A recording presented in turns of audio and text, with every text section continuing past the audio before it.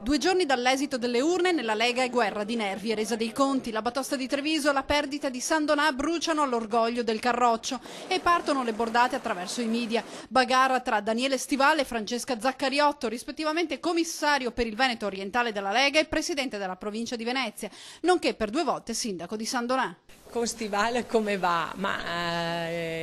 Secondo il mio punto di vista, insomma, bisognerebbe chiederlo a Stivale, nel senso che mi sta parlando attraverso la stampa e credo che anche nel ruolo di commissario provinciale magari bisognerebbe affrontare il problema in maniera più seria e mirata. La Zaccariotto difende il suo operato a San Donà, ho sempre messo la faccia in prima persona, sottolinea. Per quel che mi riguarda sicuramente la Lega ha fatto un flop, ma la lista che io rappresento su autorizzazione della Lega ha portato a casa il doppio dei risultati della Lega e 400 voti in meno del PDL. E affonda il coltello sulla piaga, vista la cocente sconfitta della Lega un po' in tutto il Veneto, il partito deve essere rifondato. E se fanno me dirigente all'interno della Lega molto probabilmente lo dico.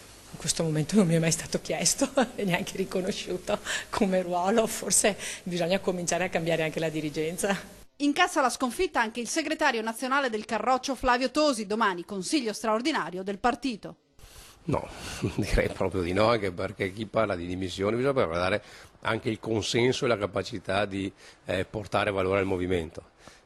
Il sottoscritto un anno fa in un momento difficilissimo per la Lega, perché ripeto si perse quasi ovunque, ha rivinto a Verona. Chi invece oggi muove critiche, spesso, la gran parte, sono persone che se dovessero candidarsi alle comunali forse prendono il voto dei loro familiari, forse neanche quello.